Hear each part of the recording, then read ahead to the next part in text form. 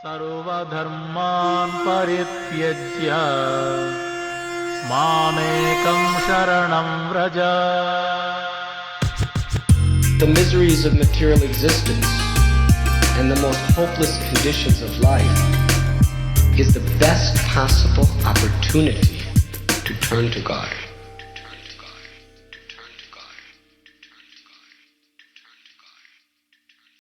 You're listening to Bare Knuckle Bhakti Shorties on the Bhakti Recovery Podcast with Jiva G, coming at you every Monday with a little spiritual something. Oh my gosh. Hello. It's already Shorties time. And I am sitting in a hotel in Kolkata speaking with you, this machine, but actually thinking of everybody in my head. And that's the key word for this bare knuckle Bhakti Shorty is in my head. Oh my gosh, in my head, what a bad neighborhood. You know, this is the most important thing and I'm telling this to myself actually in the hopes that maybe my own experience with being in my own head can help other people in their experience of being in their own head. So I will say that being in my own head on my own accord without a program or a higher power, a higher sense, is a very, very bad neighborhood, considering my conditionings and everything else. You know, I'm not saying that everything that I've experienced in life was negative and everything I experienced in life was bad. This is not what I'm saying. What I am saying is that I tend to hyper-focus on, not always, but I have periods where I tend to hyper-focus on the things that are either missing or were never there, or the negative experiences that have left some sort of scar in my head, horror scenarios, whatever. Those don't come up so much, the horror scenarios, but, so this is the thing. This is why I do what I do. This is why I try to, and I'm, putting this word try because I wish, well, I don't know if I wish, but I try to the best of my ability on a daily basis to keep my focus on higher thoughts. And no matter what it is, it's not about higher thoughts as far as, just letting in the positive, but just also, because I don't know if I'm capable of that, but also taking everything that has been, that goes through my head and goes through my heart and taking all of that and trying to adopt a better attitude about it, or using it to the best of my ability, using it for something higher. I often wonder how often people, I think, there's all kinds of ways to do that and all kinds of, solutions to the human conditioning, right? A lot of people choose to ignore the bad things. A lot of people choose to ignore their problems or traumas. And if it works for you, hey, at the beginning of my recovery, I would say acceptance or denial, I'll take either one. Actually, I didn't say that. One of my very closest friends in recovery at the time, her name is Amy. She was amazing. She had said that once, and I always remembered that. So, for the temporary solution, yeah, acceptance or denial. I'll take either one. So like I'm saying, there are people who will just, they'll just try to, instead of looking at what happened or dealing with it, they'll just kind of mow over it, and some people will get over it and some people just bury it. I find that when I bury things, and I've done a long time, I've done that, when I just bury things, they come up to haunt me sometime later. Things like that never really get buried. They just are, it's like knowing you have some sort of like stray dog in the cellar. It's not a nice feeling for me. I'm just too sensitive for that. So, so what am I getting at here? I'm getting at trying to get out of my own conditioned thoughts. How do I do that? How do I personally do that? Now, there are so many tools out there. It's not like I can't say that it's ignorance is why I don't do it. There are times where I'm in my head and I have a million tools. It doesn't dawn on me to use them. And when it doesn't dawn on me to use them, it's usually because I am caught in some sort of vicious circle of either self-loathing or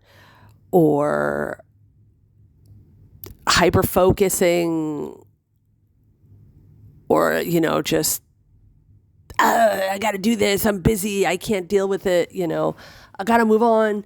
And so these are all things that happen. But the more I practice higher behavior, the more my head will get to higher thoughts. So it's not about higher thinking. Higher thinking, that's a huge order. It's like, higher thinking. Oh, just higher thinking. I hear this a lot, like higher thinking, simple living, higher thinking. Yes. But how? How do we simply live and how do we higher think? How do we do that? See, I think the simple living is the first key because what does that mean, simple living? What does it mean? It means, well, for me, it means this. Having simple solutions, simple spiritual solutions to complex, complicated, worldly, material problems, issues, challenges, dealings, experiences. The solutions that I have, if I rely on my conditioning and my experiences, on the negative parts of that, I am just, forget it. I was going to say the F word, the F-E-D part. I'm trying to keep this at not rated G, but at least PG, because I'm also trying to better my vocabulary today, just for today.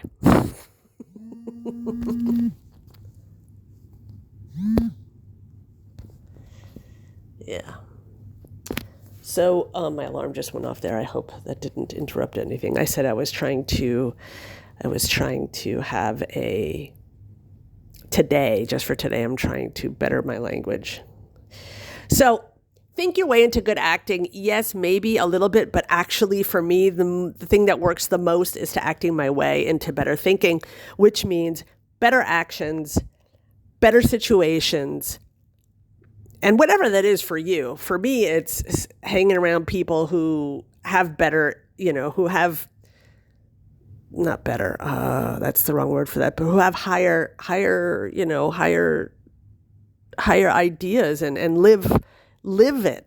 They walk the walk and talk the talk. And just because someone's a spiritual person and they're walking the walk and talking the talk doesn't mean I can vibe with them. Even that gets a little thin at times. I can't take dogma. Do not step to me with any kind of dogmatic anything. I cannot handle it. But I don't get angry anymore, actually. I don't get angry. I don't feel threatened at all. I just say yes, okay, and that's it. Everyone has their own thing, whatever it is. So, let me give some just really concrete examples. If I'm not in the position to use the tools that I've learned either in a 12-step program or from my Bhakti practices, which are hundreds of tools, namely, I can just name a couple now. Get out of bed, get on your knees, ask God for help for the day. Every few hours, take a moment to connect with your higher power. Read prayers and meditations on a daily basis. Meditate, do yoga, call another sick and suffering addict, alcoholic, codependent, get association, get fellowship, go to meetings, work the steps. Step 1, 2, 3, 4, 5, 6, 7, 8, 9, 10, 11, 12. Learn the traditions. Do service.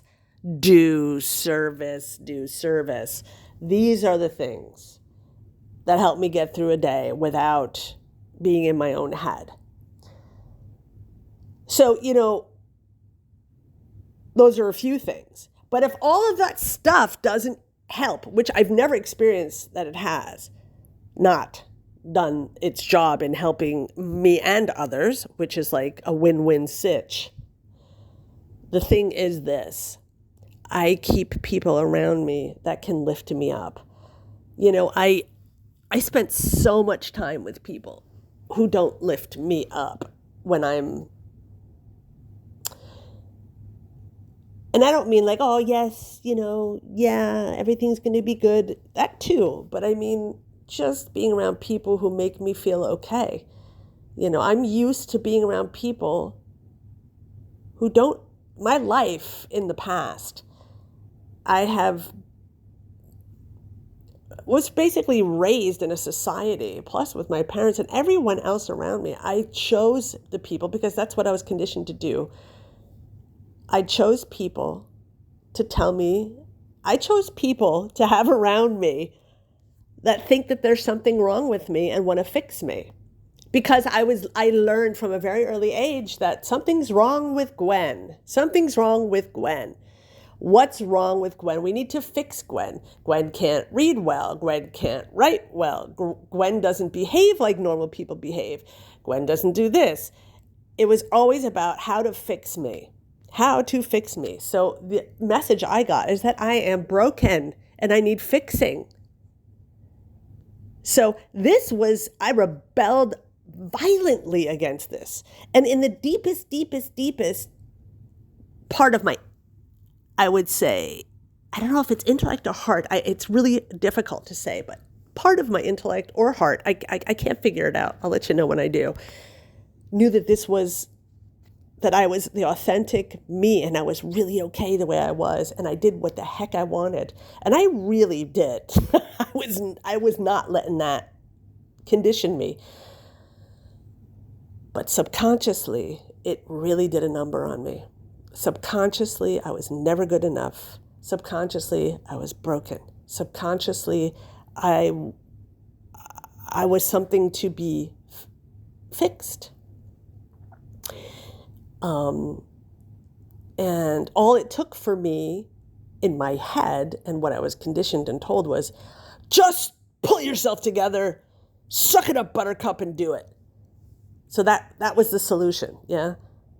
And I feel like that was a huge disservice to myself and to so many others in this world who probably feel the same way as I do. I'm not alone in this, I'm sure. It's like telling somebody in a wheelchair to pull yourself together, get up and walk. I mean, like, I'm like riddled with learning disabilities. Back in my days, it was just called like, you get on the small bus and whatever. And if she only just pulled herself together, things would be great. She's lazy. It's, and I've been my parents have been sending me to psychiatrists since I'm 5 years old. Who the fuck sends a kid to a psychiatrist? See, there I go with the F word. Sends a kid to a psychiatrist at 5 years old and everybody's looking at the kid for what's wrong with the kid. What? Don't you have to look at the parents? If your kid is acting fucking weird, you look at the parents, not the kid. Anyway, that's the past. And I'm really getting to a point in my life where that has to be, no, I don't want to use the word has to be, but that can be, yes, that can be something that I can let go of. So let's get back to me being in this hotel room I'm not in Mayapur, I am in Kolkata. I just brought Alex, my husband, back to Kolkata, and I will be, he has to go home and work, poor guy, and I am going back to Mayapur. And I will be there for another 2 weeks. So